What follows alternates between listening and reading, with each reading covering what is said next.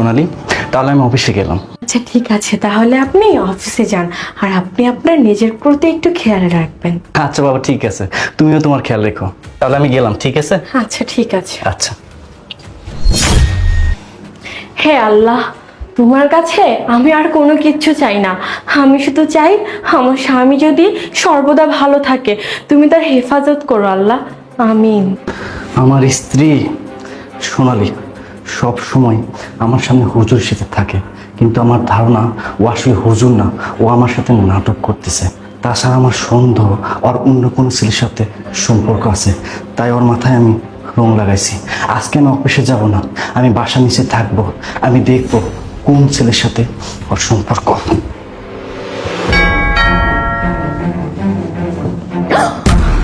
আশরাফ এত তাড়াতাড়ি বাসায় চলে আসলো? না, আমাকে এভাবে ভেঙে পড়লে চলবে না, আমাকে কিছু একটা করতে হবে। দাঁড়া, দেখতেছি। সজীব, এখন আমাদের কি হবে? আমার স্বামী আশরাফ তো এখনই চলে আসছে। কি বলো? এখন কি করবো আমি, কি করবো? এই এক কাজ করি, তোমাকে লুকাই তাড়াতাড়ি। এক কাজ করো, এই পর্দার পিছনে লুকাও। আরে বাবা, তুমি এত লম্বা কেন? তোমার তো পা দেখা যাচ্ছে। না না না, এখানে লুকালে চলবে না। এই ঠিক করে রাখো।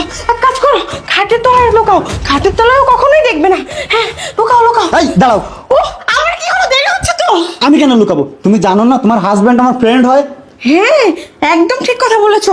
আমার হাজবেন্ড যেহেতু তোমার বন্ধু হয়, তাহলে তোমার লুকানোর কোনো দরকারই নেই। এক কাজ করো, আমার সাথে তুমি সোফার রুমে চলো, সেখানে বসে থাকবে আর আমি দরজা খুলে বলবো তুমি বেড়াতে আসছো। হ্যাঁ তাই চলো, আসো আসো। তাড়াতাড়ি করো। কাপড়টা ঠিক করে নি। এই দরজা খুলতে এত সময় লাগে কেন? আরে তুমি একটু রাগ করবে না প্লিজ। তোমার বন্ধু সজীব আসলো আমাদের বাড়িতে, আর ওর জন্য একটু চা বানাচ্ছিলাম, তো রান্নাঘরে ছিলাম, তাই একটু দেরি হয়ে গেছে। চলো যান, তোমার জন্য তোমার বন্ধু অপেক্ষা করছে। আচ্ছা ঠিক আছে, তুমি যাও, আমি আসতেছি, যাও। আচ্ছা ঠিক আছে, তাড়াতাড়ি আসো। কি ব্যাপার, আমার স্ত্রীর মাথায় রং নাই কেন? তার মানে এখানে কোনো রহস্য আছে, আর এই রহস্যের উদ্ঘাটন আমাকে ভিতরে গিয়েই করতে হবে। এই তোমার বন্ধু যাতে কোনো কিছু বুঝতে না পারে, আমি এদিকে বসলাম। আচ্ছা ঠিক আছে, বসো। আরে সজীব, কি অবস্থা তোর?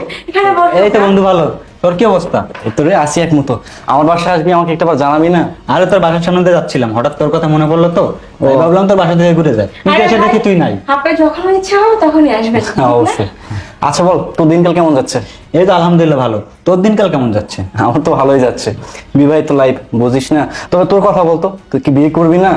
আরে বন্ধু, বিয়ে তো করবো, কিন্তু এখন একটু দেরি হবে। শোনো, ভাইয়ের বিয়েতে আমরা দুজন মজা করবো অনেক। কি ব্যাপার, আমি যেরকম সোনালির মাথায় লাগাইছিলাম সেরকম সজীবের হাতে কেন?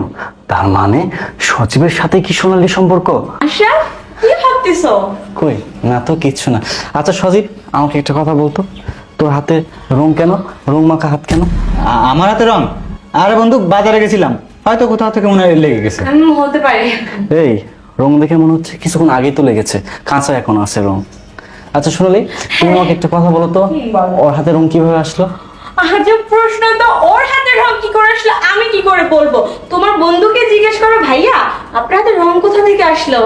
সোনালি, তোমার অভিনয় দেখে মনে হচ্ছে কি জানো, তুমি নায়িকা শাবানাকেও ফিল্ম মেরে দিবা তোমার অভিনয়ের মাধ্যমে। কি কথা বলতেছো তুমি এসব? ওর হাতে রং কি করে আসলো আমি কি করে বলবো? আমাদের বাড়িতে কোথাও রঙও নেই, এটা বাজার থেকেই লেগেছে। এই, তুমি তোমার বন্ধুর সামনে আমার গায়ে হাত দিলে আসছো? তুমি আমাকে এ ভালোবাসো? কেন মারলাম সেই প্রশ্নের উত্তর একটু পরে তোমাকে দিচ্ছি। ওকেও মারতেছো? এই, তোমার মাথা কি পুরো গেছে? মাথা আমার জানি, মাথা গিয়েছে তোমাদের। তোমরা কি মনে করেছো আমি কিচ্ছু জানি না? আজকে বাসা থেকে বের হওয়ার সময় তোমার মাথায় আমি রং লাগাই, আর সেই রংটি হলো এই রং। দেখো তো ভালো করে, চেনা যায় কিনা? তুমি আমার মাথায় রং লাগিয়েছিলে, কিন্তু কেন? কেন? শুধুমাত্র তোমাদের এই পরকীয়া, তোমাদের সম্পর্ক হাতে নাতে ধরার জন্য। তাই তো বলি, দিনের পর দিন তোমার বিহেভিয়ারে এমন চেঞ্জ কেন আসছে? আমি না কোনো কিছু বুঝতে পারতেছিলাম না। আমি অনেক জানার ট্রাই করছি, অনেক বোঝার চেষ্টা করছি, কেন তোমার ব্যবহার এমন হচ্ছে, কেন তোমার ব্যবহারে হঠাৎ এত চেঞ্জ আসছে। আজকে তো আমার চোখের সামনে সবকিছু ক্লিয়ার হয়ে গেল। তুমি তোমার বয়ফ্রেন্ডকে এনে আমারই বাসায় সময় কাটাচ্ছ, তাও আবার আমার অজান্তে। বাহ, কত সুন্দর এই তোমার ভালোবাসার প্রতিদান।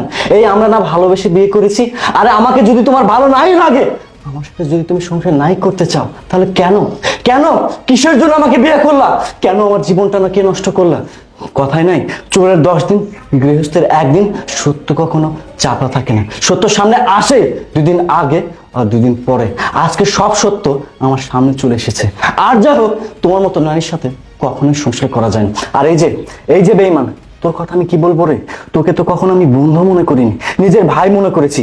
আরে বেঈমান, সেই দিনগুলোর কথা কিভাবে ভুলে গেলি? কলেজ লাইফে নিজে যা খেয়েছি তোকে তাই খাওয়াইছি, নিজে যা পড়েছি তোকে তাই পড়াইছি।